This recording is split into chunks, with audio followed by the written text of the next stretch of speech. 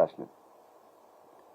New York times భారతదేశ పత్రికలు రాయలే Covid సమయంలో కోట్లాది ప్రజలు రైల్వే ట్రాక్లంటి రోడ్లెంబడి నడుచుకుంటూ వెళ్తూ ఉంటే సెకండ్ ఫేజ్లో కూడా మొదటి ఫేజ్ కోవిడ్ రాకముందరే కాంగ్రెస్ పార్టీ అగ్రనాయకుడు రాహుల్ గాంధీ గారు చెప్పినారు, ఇది ఒక చైనా యొక్క ఎక్స్పీరియన్స్ చూస్తూ ఇది ప్రమాదకర వ్యాధి విజృంభిస్తుంది, జాగ్రత్తగా ఉండాలని చెప్తే కూడా రాహుల్ గాంధీ గారి పైన ప్రేలాపలు పెంచి అతనికి తెలియలేదన్నట్టుగా మాట్లాడారు. ఇది కేంద్ర ప్రభుత్వ తప్పిదంతోనే కొన్ని కోట్లాది మంది, నేను వ్యక్తిగతంగా 6 కుటుంబ సభ్యులను కోల్పోయినాను. నరేంద్ర మోదీ యొక్క ఆలోచన లేకపోవడంతో, ముందు జాగ్రత్త లేకపోవడంతో కరోనా ఏమున్నది గంటా కొట్టమన్నాడు, దీపాలు వెలిగించమన్నాడు.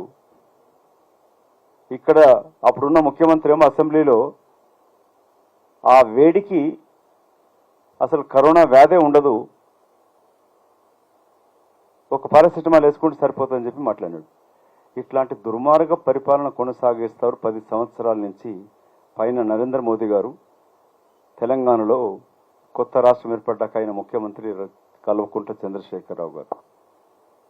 అందుకే రాష్ట్రంలో ఈ దుర్మార్గ పరిపాలన అంతమొందించాలని చెప్పి మార్పు కావాలని కోరుకున్నారు. ఆ మార్పు కాంగ్రెస్తోనే కావాలనుకున్నారు. అందుకే రాష్ట్ర ప్రజలు కాంగ్రెస్ ప్రభుత్వాన్ని, తెలంగాణ రాష్ట్ర ఏర్పాటు చేసిన సోనియా గాంధీ గారి నాయకత్వంలో రాష్ట్రం ఏర్పాటు జరిగినది.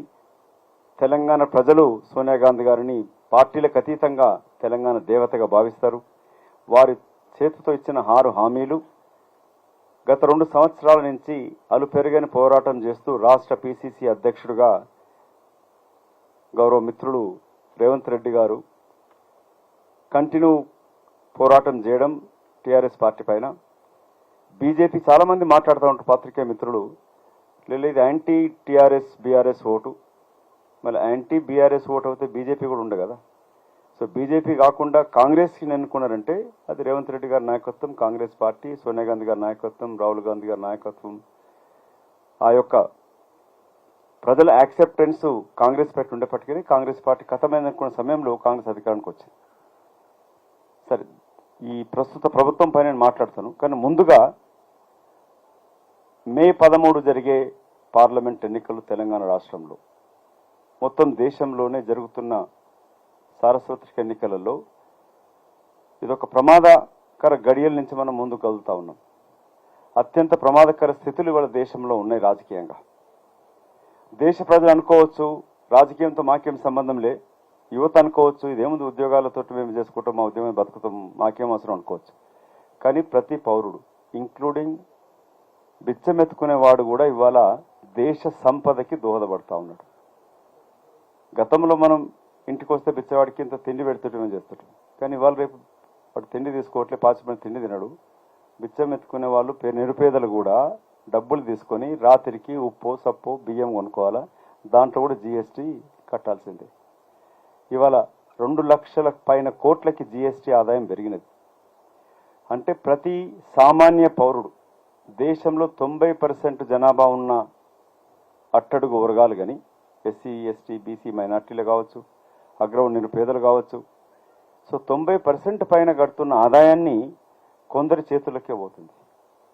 జీఎస్టీ మనం కడతాం, మీరు కడతారు, కానీ ఆదాయం ఎంత ఎవరికి పోతుంది? అదానీ అంబానీలకు, ఇంకొందరు పారిశ్రామికవేత్తలకి, లేక వ్యాక్సిన్ తయారు చేసిన ఫార్మస్యూటికల్ కంపెనీలకి,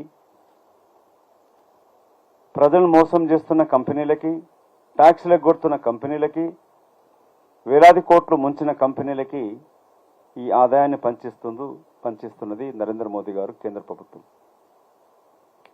60 లక్షల ప్రభుత్వ ఆస్తులని, ప్రజలకు సంబంధించిన ఆస్తులని 6 లక్షల రూపాయలకే కట్టబెట్టిండు నరేంద్ర మోదీ గారు.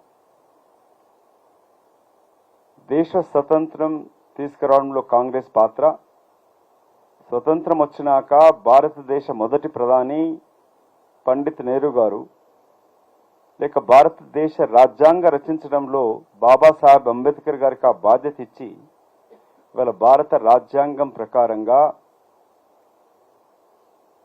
ప్రతి పౌరుడికి సమాన హక్కు, భావ స్వేచ్ఛ, freedom of speech, freedom of expression, freedom of practising religion, సమాన హక్కులు కల్పించింది భారత రాజ్యాంగం.